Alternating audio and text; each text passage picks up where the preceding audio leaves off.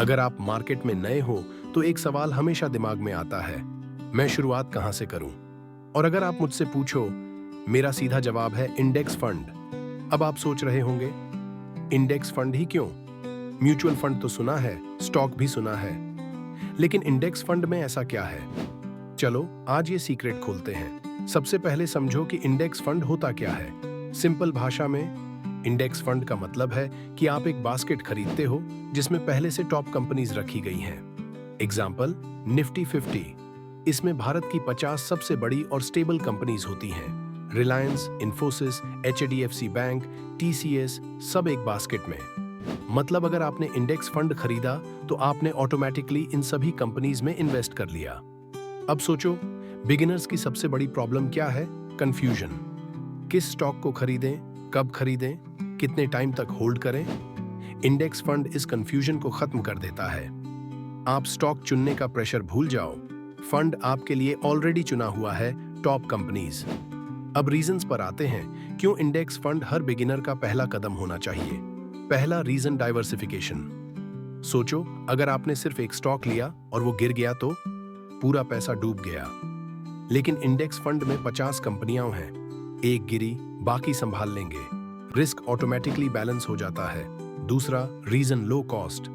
Active mutual fund में fund manager बैठा होता है, रिसर्च करता है और फीस लेता है। लेकिन इंडेक्स फंड पैसिव है, वो सिर्फ इंडेक्स कॉपी करता है, मतलब एक्सपेंस रेशियो बहुत कम, और ये स्मॉल कॉस्ट लॉन्ग टर्म में बहुत बड़ा डिफरेंस बनाता है। तीसरा रीजन, कंसिस्टेंसी। हिस्ट्री प्रूफ है, निफ्टी और सेंसेक्स ने पिछले 30 सालों में एवरेज 12 से 15% का रिटर्न दिया है। हाँ, बीच बीच में क्रैश आते हैं, लेकिन लॉन्ग टर्म में इंडेक्स हमेशा ऊपर गया है।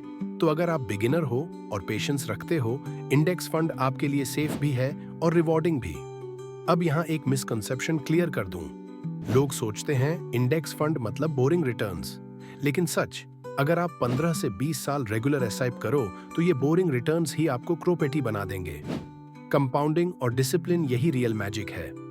अब बिगिनर्स की एक और गलती बताता हूं, वो सोचते हैं इंडेक्स फंड सिर्फ म्यूचुअल फंड प्लेटफॉर्म पर मिलता है, लेकिन नंबर, आप डायरेक्ट ब्रोकर से भी इंडेक्स ईटीएफ्स खरीद सकते हो।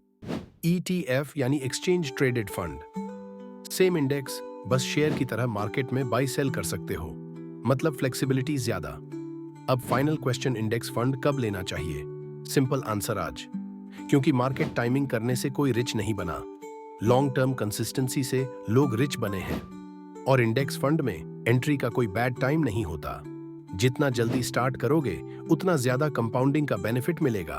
तो बॉटम लाइन, अगर आप बिगिनर हो तो इंडेक्स फंड आपका पहला और सबसे सेफ स्टेप होना चाहिए। इसके बाद आप धीरे धीरे म्यूचुअल फंड्स, फिर डायरेक्ट स्टॉक्स, फिर ट्रेडिंग, सब एक्सप्लोर कर सकते हो। लेकिन बेस स्ट्रॉन्ग करना है तो इंडेक्स फंड। अब बताओ, क्या आपने इंडेक्स फंड से शुरुआत की है या किसी और शॉर्टकट से? कमेंट में शेयर करो, और हाँ, सब्सक्राइब जरूर करो, क्योंकि आगे मैं आपको दिखाने वाला हूं कि इंडेक्स फंड से करोड़पति बनने का रोड मैप कैसा दिखता है।